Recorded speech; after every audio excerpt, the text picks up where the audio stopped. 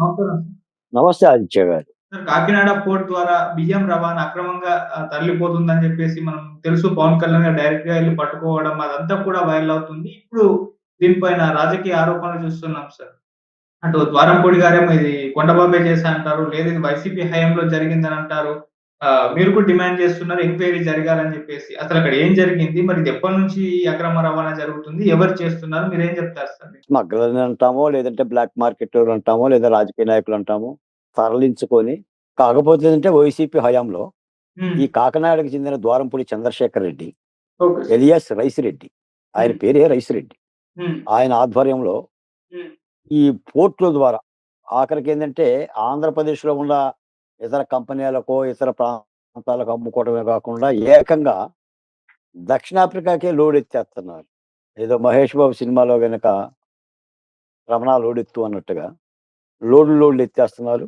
గత హ్మ్. 5 ఏళ్ల ప్రభుత్వంలో అంటే జగన్మోహన్ రెడ్డి గారి ఏలుబడిలో 1300 లారీల సరుకు ప్రతినిత్యం గూడా ఈ షిప్పుల ద్వారా దక్షిణాఫ్రికా ఎగుమతవుతుందని జెప్పేసని పవన్ కళ్యాణ్ గారు చెప్పిన మాట. Okay sir. కేంద్ర ప్రభుత్వం హ్మ్. దాదాపు కిలో రూ. 43 వెచ్చించి దేశంలో ఈ సబ్సిడీ బియ్యాన్ని కొనుగోలు జేసి, హ్మ్. ఈ రేషన్ బియ్యం పథకానికి అందజేయటం. దాన్ని ఆయా రాజకీయ పార్టీలు లేదా ప్రభుత్వాలు మొదట రూ. 5 తర్వాత రూ. 2 ఇప్పుడు ఉచితంగానే ఇస్తున్నారు. హ్మ్. ఈ ఉచితంగా ఇస్తున్న బియ్యం గూడా ప్రజలకు చేరకోకోకుండా రూ. 43 పెట్టి కొనుగోలు చేసిన ఈ బియ్యం కిలో రూ. 70 ధరతో దక్షిణాఫ్రికా ఎగుమతి చేస్తున్నారు. ఇది ఓహ్! పవన్ కళ్యాణ్ గారు ఒక ముక్కముక్కు ఈ మాట కూడా నిజమే. హ్మ్. నిజానికేందంటే ఆంధ్రప్రదేశ్‌లో ఈ రేషన్ బియ్యం ప్రజలు పెద్దగా వాడుకోవడం లేదు.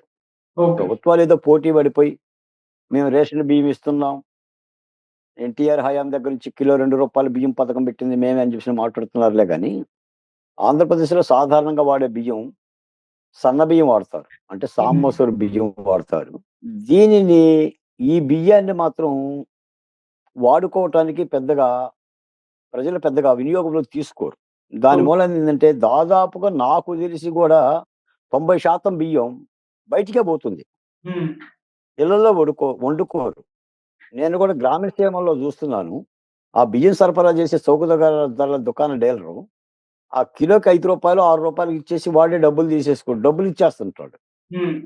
బియ్యం కూడా ప్రజలు తీసుకోవటానికి అంతగా ముందుకు రారు. బియ్యం మొత్తం గూడా బయటికి ఎగుమతి జేస్తున్నారు. ఓకే. కాకపోతే ఏందంటే, ఏ బియ్యమైనా ప్రభుత్వ బియ్యం. దీన్ని ఈ విధంగా పక్క పక్క దేశాలకు అమ్ముకుంటున్నాం అనేది పవన్ కళ్యాణ్ గారు చెప్పిన మాట. హ్మ్. ఇంకో మాటేందంటే, సాధారణంగా రాజకీయ నాయకులు గాని, కూడా పోర్ట్‌కి రానివ్వటం లేదు. అధికారులు సరైన సమాధానం చెప్పడం లేదు. హ్మ్. కూడా ముప్పు తిప్పలు పెట్టి 3 చెరువులు నీళ్ళు తాపిస్తున్నారని మాట్లాడటం అనేది వ్యవస్థలో ఉన్న లోపాలకి, లేదంటే అధికారులు చేస్తున్న తప్పులు కూడా ఒక కొలబద్దగా ఉంటుంది. ఓకే. రీసెంట్‌గా నెల రోజుల క్రితం కూడా పవన్ కళ్యాణ్ గారు హ్మ్. సోషల్ మీడియా బేసిక్‌గా వైసీపీ నాయకులు గాని, లేదా సోషల్ మీడియాలో దొరుకుతున్న మహిళల మీద హననం గురించి గాని, ఆయన మాట్లాడిన తర్వాతే ఈ సోషల్ మీడియా మీద పెట్టిన ఈ కేసులు గూడా ప్రభుత్వం కదిలింది. ఓకే. అంతకుముందు గూడా వీటిని పట్టించుకోలా. హ్మ్. ఇలా మరి పవన్ కళ్యాణ్ గారు కూటమి ప్రభుత్వంలో ఉన్నా, తానేదో మొట్టమొదట అన్నట్టుగా ఇప్పుడు స్వపక్షమైన, విపక్షమైన నేనే ఫాలో అవుతుంది. ఈ బియ్యం పథకాన్ని ఒకసారి సమీక్షించుకుందామా? ఈ బియ్యానికి బదులుగా ఇంకొక రూ. 10 ఇచ్చో, లేదంటే ఈ బియ్యానికి సంబంధించిన వ్యవహారంగా రూపాయి పరంగానో పేద ప్రజలకి ఎలా అందజేస్తే బావుంటుందని కూడా ప్రభుత్వం ఒక విధానంగా దీన్ని సమీక్షించుకోవాలి. ఓకే. ఎందుకంటే నిరుపయోగం అయిపోతున్నాయి. అవును. ప్రభుత్వాలు ఇస్తున్న మాట యదార్థమే అయినా గూడా, ప్రజలకు చేరటం లేదు. మరి హ్మ్. ఇతర రాష్ట్రాల్లో ఇదే బియ్యాన్ని వాడుకుంటున్నారో లేదో నాకు తెలీదు గానీ, హ్మ్. ఆంధ్రప్రదేశ్‌లో ఎక్కడ గూడా చాలా 10%, 15% కుటుంబాలే ఈ బియ్యాన్ని వాడుకుంటున్నాయి.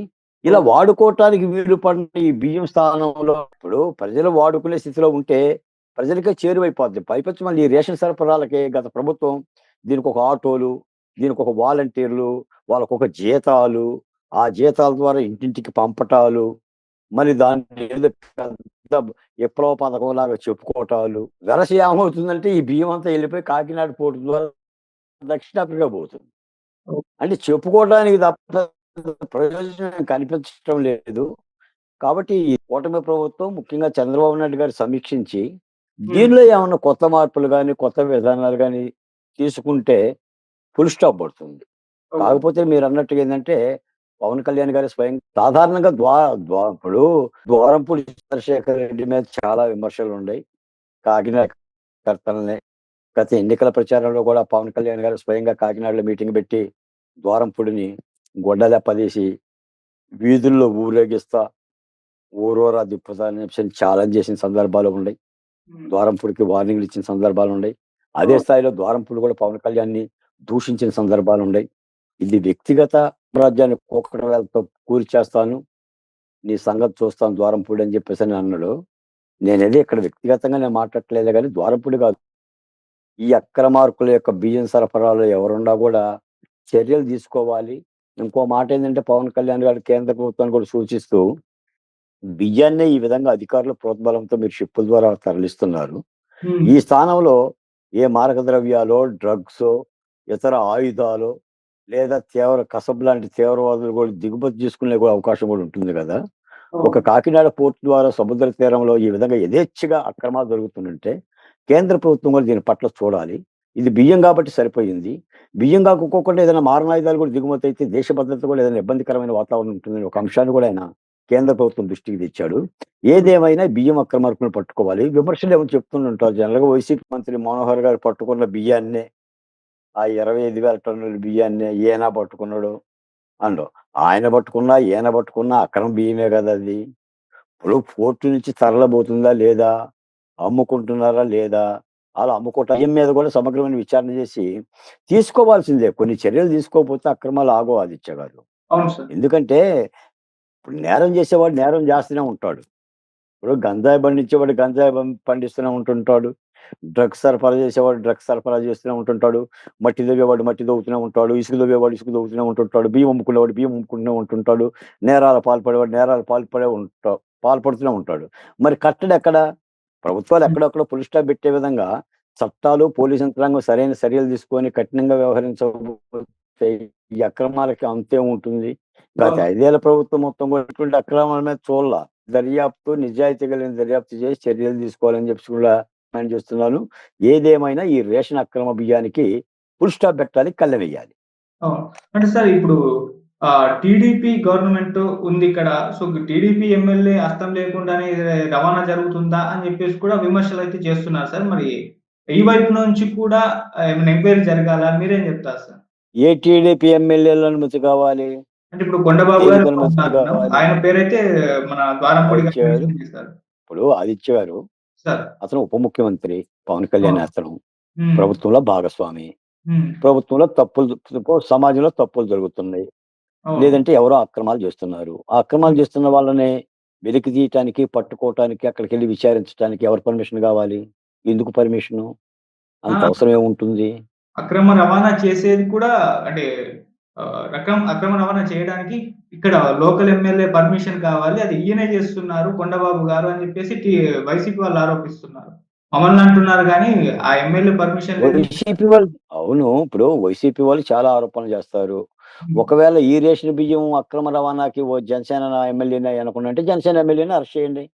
ద్వారంపూడి ఎమ్మెల్యే ఉంటే ద్వారంపూడిని అరెస్ట్ చేయండి. ఇప్పుడు వైసీపీ వాళ్ళు చెప్పాల్సిందేంటంటే, మా ద్వారంపూడి చంద్రశేఖర్ రెడ్డి గారికి ఏమీ తెలీదు.